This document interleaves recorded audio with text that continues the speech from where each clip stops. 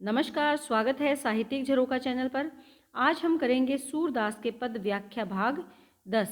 जैसा कि हम सब जानते हैं कि सूरदास जी सगुण कृष्ण काव्यधारा के कवि हैं और इन्होंने कृष्ण भक्ति से संबंधित, उनके वात्सल्य से संबंधित, प्रेम भाव से संबंधित या उनकी बाल लीला से जुड़े हुए जो पदों का बखान किया है वो पद बहुत ही सुंदर हैं। आज हम जो पद कर रहे हैं ये इनके भ्रमर गीत विरह चित्रण के अंतर्गत आते हैं। भ्रमर गीत में गोपियों और उद्धव का संवाद है, जिसमें गोपियां तो कृष्ण प्रेम को सर्वोपरि मानती हैं और उद्धव उन्हें योग के मार्ग पर चलने के लिए प्रेरित करते हैं। तो आइए देखते हैं कि दोनों के विचार कैसे हैं। गोपियां क्या कहती हैं कि बिनु गोपाल बैरन भई कुंजे, कि बिना गोपाल के बैरन बन गई है। भई यानी बन गई है, बैरन यानी शत्रु। क्या बन गई है? कुंजे। कुंजे यानी लता या पेड़ पौधों का जो समूह है वो अब हमारा शत्रु बन गया है या दुश्मन बन गई है। तब ये लता लगती अति शीतल। लता यानी बेल। तब तब कब? जब कृष्ण हमारे साथ थे, तब ये हमें ये बेलें, ये लताएं लगती थी अति, बहुत अधिक, शीतलदायिनी यानी ठंड देने वाली या शीतलता देने वाली। लेकिन अब भई विषम ज्वाल की पुंजे, लेकिन अब बन गई है विपरीत। शीतलता के बिल्कुल विपरीत क्या है? ज्वाल यानी अग्नि या ज्वाला की पुंजे। पुंजे अर्थात समूह। तो यहाँ क्या बताना चाहते हैं? शीतलता से अभिप्राय है सुख और ज्वाल या अग्नि से अभिप्राय है दुख। कि जब कृष्ण हमारे साथ थे तब ये लताएं, पेड़ पौधे, ये बेलें, ये सब हमें सुख देने वाली थी और अब उनके चले जाने पर इनको देखकर ही हमें दुख का अनुभव होता है। वृथा बहती जमुना खग बोलत, वृथा कमल फूले अली गुंजे। वृथा यानी व्यर्थ या बेकार में यमुना का बहना भी अब व्यर्थ है। खग यानी पक्षी, पक्षियों का बोलना भी अब व्यर्थ है। और व्यर्थ है कमल का फूल यानी कमल का खिलना भी अब, फूले यानी खिलना, कमल का खिलना भी अब उन्हें व्यर्थ प्रतीत होता है। अली, अली होता है भ्रमर, और भ्रमर का जो गुंजन है, जो गुंजार है, जो ध्वनि है, वो भी अब उन्हें व्यर्थ लगती है। तो गोपियाँ क्या कहती हैं कि कृष्ण के जाने से यमुना का बहना भी व्यर्थ है, पक्षियों का बोलना, पक्षियों का कलरव भी उन्हें व्यर्थ लगता है, खिले हुए फूल भी उन्हें अच्छे नहीं लगते और भंवरों का गुंजन भी उनके कानों को अच्छा नहीं लगता। पवन पानी घनसार संजीवनी, दधिसुत किरण भानु भई भुंजे। वो क्या कहते हैं कि संजीवनी यानी जीवनदायिनी, चाहे वो पवन है, पवन यानी वायु या हवा, पानी यानी जल, घनसार कपूर, ये सब जो संजीवनी वस्तुएं हैं, जीवनदायिनी, पवन है, जल है, घनसार है, ये सब शीतलता के प्रतीक हैं यानी सुख के प्रतीक है, जीवनदायिनी है। इसके साथ साथ दधिसुत यानी चंद्रमा की जो किरणें हैं वो क्या बन गई है? भानु, भानु यानी सूर्य। भई बन गई है, भुंजे अर्थात भूनती है, भूनती है। क्या भूनती हैं? चंद्रमा की किरणें भी हम उन्हें कैसे लगती है? जैसे कि सूर्य की किरणें हमें जलाती हैं, उसी प्रकार चंद्रमा की किरणें भी अब हमें जलाते हुए प्रतीत होती है या पीड़ादायिनी प्रतीत होती है। अर्थात सुखदायक वस्तुएं भी अब हमें पीड़ा देने वाली अनुभव होती हैं। ए उधो कहियो माधव सो, वो उद्धव से कहती हैं कि हे उधो, तुम माधव यानी कृष्ण से जाकर कहना। क्या कहना? मदन मार कीन्हो हम लुंजे। मदन यानी प्रेम या कामदेव, प्रेम या जो कामदेव हैं उन्होंने मारी हमें पीड़ा, उस प्रेम के कारण कामदेव ने हमें इतना पीड़ित किया है कि कीनी कर दिया है हमें। लुंजे होता है अपंग, कि हमें अपंग कर दिया है, अर्थात जो हमारे अंग हैं वो पूर्ण रूप से कार्य नहीं कर रहे हैं। कामदेव ने हमें पीड़ित किया है या कामदेव के कारण हम व्याकुल हैं विरह से या पीड़ा से। सूरदास प्रभु को मग जोवत, सूरदास जी कहते हैं कि जो गोपियां हैं प्रभु श्री कृष्ण का मग होता है रास्ता, जोवत देखती हैं, देखती हैं।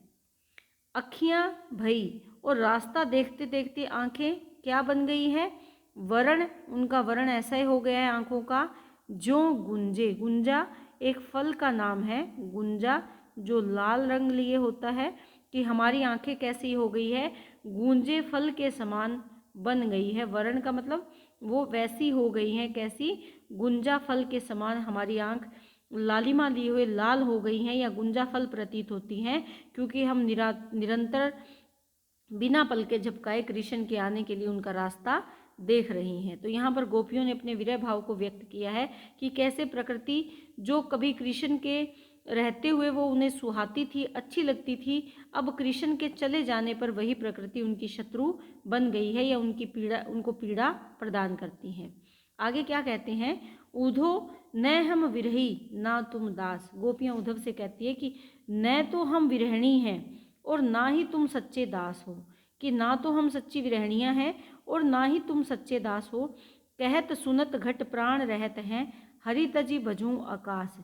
कि तुम कहते हो और हम सुन लेती हैं कि घट, घट में प्राण, प्राण यानी जो प्राण है, प्राण आत्मा रहती है। सुना है कि शरीर में आत्मा रहती है। हरि तजी, और हरि को तजी यानी त्याग कर, भजूं भजो, आकाश यानी शून्य, आकाश यानी शून्य, शून्य अर्थात जो ईश्वर कण कण में वास करता है, कि तुम हरि को त्याग, तुम ये बात कहते हो और हम ये सुन लेते हैं कि जो ईश्वर है वो प्राणों में रहते हैं, इसीलिए तुम हरि का त्याग कर दो और योग मार्ग को अपना लो। लेकिन गोपियाँ क्या कहती हैं कि इसका मतलब क्या है कि हम सच्चे विरही नहीं हैं और तुम सच्चे दास नहीं हो, क्योंकि अगर हम सच्ची विरहणियाँ होते तो तुम्हारी ये बात सुनते ही हम मृत्यु को प्राप्त हो जाते, और अगर तुम सच्चे दास होते तो तुम भी ऐसा ही होते, तुम हमें हरि से विमुख करने की बात कभी नहीं कहते। जो सच्चा दास होता है वो प्रभु से विमुख की जो बात कहने वाला वो सच्चा दास नहीं हो सकता। विरही हमसे तो कौन अच्छी है, विरही मीन मरत जल बिछुड़े, छाड़ी जियन की आस। कि असली जो विरहिणी है, जो सच्ची विरहिणी है, वो तो मीन है, मछली, क्योंकि मर जाती है जल से निकालते ही, बिछुड़े यानी बाहर होते ही, अलग करते ही जल से।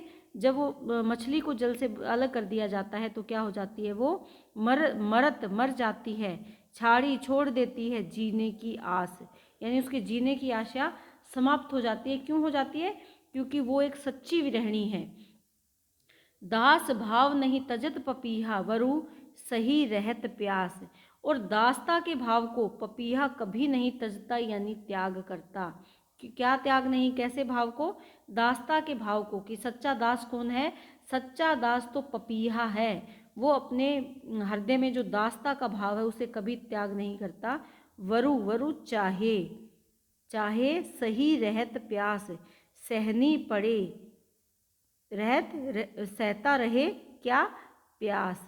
ऐसे माना जाता है कि जो पपीहा है वो प्रथम नक्षत्र में जो बारिश की बूंद आती है, स्वाति नक्षत्र की, उस बूंद के प्रति वो दासता का भाव रखता है, और अगर वो बूंद उसे नहीं मिलती तो चाहे कितनी ही बारिश क्यों ना आ जाए, वो प्यासा ही अपने प्राण त्याग देता है। प्रकट प्रीति दशरथ प्रतिपाली, प्रीतम के वनवास। और ऐसा ही प्रेम भाव प्रकट किया है किसने, दशरथ ने। दशरथ ने कैसे अपना प्रेम भाव प्रकट किया है, कि अपने प्रतिपाली, किसके प्रति पाला है, अपने राम के प्रति उन्होंने ऐसे ही भाव को अपने हृदय में पाल कर रखा था या अभिव्यक्त किया है, जैसे ही प्रीतम, प्रीतम यानी किससे, जिससे प्रेम किया है, प्रेम किसने किया है, दशरथ ने राम से, और राम के वनवास जाते ही उन्होंने अपने प्राण त्याग दिए। तो इससे क्या है, उन्होंने अपने प्रेम का परिचय दिया है। प्रतिपाली, जो उनके हृदय में प्रेम का भाव उन्होंने पाल रखा है, उसका उन्होंने परिचय दिया है। सूर श्याम तो दृढ़वत कीनो, मेटी जगत उपहास। तो वो क्या कहती हैं, जो गोपियाँ हैं वो कहती हैं कि हमने भी अब जो संसारिक जगत उपहास, जगत यानी संसार, संसार, उपहास का मतलब क्या होता है, उपहास उड़ाना, जगत जो मजाक उड़ाता है, संसार जो मजाक उड़ाता है, हमने उसको मेट दिया है, मेट दिया मतलब समाप्त कर दिया है। और क्या कर लिया है? दृढ़वत, दृढ़ व्रत। कैसा दृढ़? कि हमने दृढ़ निर्णय ले लिया है श्याम के प्रति, श्याम सो, श्याम के प्रति। कैसे?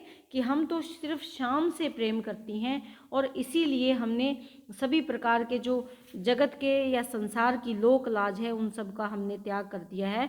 और हमने ये निर्णय लिया है, दृढ़ निर्णय लिया है, दृढ़ व्रत लिया है कि हमारे हृदय में जो कृष्ण बसे हैं हम उन्हीं के प्रति प्रेम का भाव सच्चे मन से रखेंगे। और हम संसार के द्वारा जो अगर हमारा उपहास उड़ाया जाता है, संसार के द्वारा अगर हमारे मार्ग में बाधाएं उत्पन्न की जाती है तो हम उसकी भी परवाह नहीं करेंगे। अर्थात हमने लोक लाज को त्याग कर कृष्ण को अपने हृदय में धारण कर लिया है, श्याम को अपना लिया है और हम उसी श्याम की भक्ति में, प्रेम में लगे रहेंगे, उनका त्याग हम नहीं करेंगे। तो ये उन्होंने अपने भाव व्यक्त किए हैं।